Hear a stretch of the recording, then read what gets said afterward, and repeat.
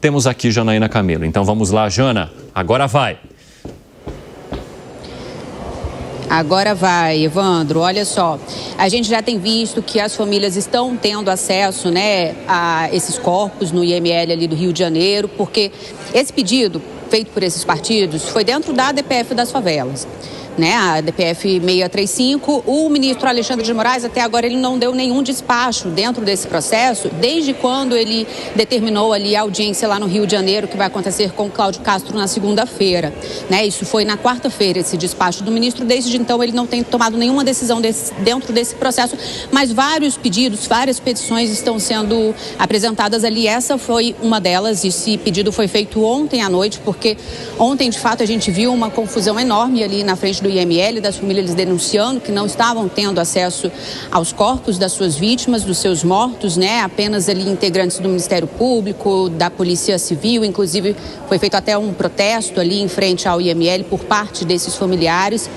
Mas hoje o cenário já mudou de figura. O nosso repórter no Rio de Janeiro, Rodrigo Viga, inclusive, ele disse isso, que o fluxo já está caminhando, né? Muitos corpos, inclusive, já estão até sendo liberados para sepultamento, porque as famílias, os familiares já tiveram acesso. Já reconheceram os corpos, já tiveram acesso.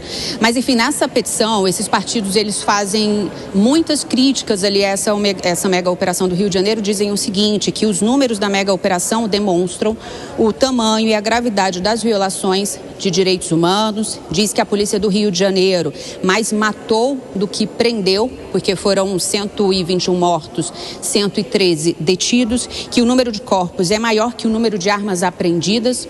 A gente sabe que foram 91 fuzis ali apreendidos, que o fato das famílias não terem tido acesso rapidamente aos corpos dos seus mortos, isso foi uma grave violência também ali contra essas famílias, uma violência simbólica, os partidos dizem aqui, né, falam inclusive da urgência de ter acesso a esses corpos, porque por conta das condições ali do corpo, né, do estado de putrefação, enfim. Fala também nesse pedido que há relatos das famílias ali de decapitações, de corpos encontrados com mãos amarradas, de tiros pelas costas e na nuca, e pede também perícia independente ali no IML. A gente sabe que também uma perícia independente já está sendo feita. O Ministério Público do próprio Rio de Janeiro enviou peritos ali para fazer essa análise paralela. Na quarta-feira mesmo, o Ministério Público Federal também fez um pedido ao IML do Rio de Janeiro, ali por parte da Procuradoria-Geral dos Direitos do Cidadão, exigindo que em 48 horas o IML apresente os dados periciais desses corpos. E nesse pedido, inclusive, Evandro, que foi feito na quarta-feira à noite pelo Ministério Público Federal ao IML do Rio, e é um pedido que faz certas exigências, que eu vou ler aqui agora, nessa análise nos laudos necroscópicos, né? Por exemplo, a descrição completa das lesões externas e internas, identificação dos projéteis nos corpos, extração para encaminhamento pericial, exame radiográfico dos vitimados com múltiplos disparos, croquis com lesão dos corpos, fotografia de todas as lesões encontradas nos cadáveres, fotografia das características individualizadas, informações sobre a trajetória dos projéteis e distância dos disparos. Essa análise, a gente sabe que ela demora um pouco para ser divulgada, né, por volta mais ou menos de 15 dias, mas só para lembrar que esse pedido também já tinha sido feito por parte do Ministério Público Federal, e lembrando que na segunda-feira, por parte do STF, o ministro Alexandre de Moraes, que é o relator da DPF das favelas, vai estar com o governador Cláudio Castro, que vai ali precisar responder a vários questionamentos, né, com relação a medidas que foram estabelecidas na DPF 635, exigindo ali a redução na letalidade de operações policiais no Rio de Janeiro, como, por exemplo, se houve violação de direitos humanos. Evandro. Obrigado pelas informações, Janaína Camelo. Já há uma burocracia natural quando é preciso fazer algum tipo de reconhecimento no IML envolvendo crimes e etc., né? A gente sabe que não é o órgão que consegue dar andamento de maneira ágil a esses processos. Imagine com essa quantidade de corpos que foi levada depois dessa mega operação para essas unidades e que agora precisam receber também muitos desses familiares aflitos e etc., tentando entender toda essa situação. Piperno, você entende que haveria algum tipo de supressão do direito ou dos direitos humanos nesse caso relacionado ao reconhecimento, à divulgação, à identificação das pessoas? Bom, veja, eu acho que ainda é muito prematuro para qualquer juízo definitivo. De qualquer forma, tem algumas coisas que realmente me intrigam desde o início, eu já falei sobre isso. Quer dizer, primeiro que houve uma estimativa oficial divulgada, inclusive pelo governo do Rio de Janeiro, sobre o número de mortos, e na madrugada constatou-se que isso estava muito subnotificado, né? Que o número real passou do dobro daquele previamente anunciado. E os corpos estavam jogados lá na mata, as famílias, inclusive, em muitos casos, foram resgatar esses corpos. Então, eu acho que... E aí a gente não está falando de, sabe, nenhuma descendente da Madre Teresa de Calcutá. Longe disso. Não eram anjos. Mas, independentemente disso, primeiro, essas pessoas, elas merecem ser sepultadas lá pelos seus familiares, enfim.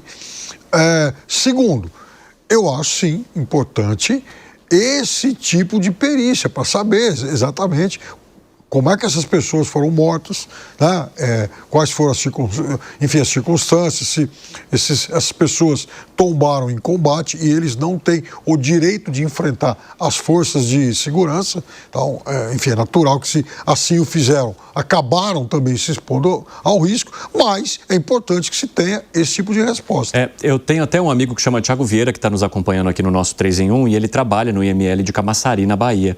E ele estava dizendo que o que dificulta muitas vezes também o trabalho ou até a liberação completa é que não basta estar com o nome ou com a identidade. Todos os corpos têm que fazer a identificação digital e isso demora, segundo ele, muito.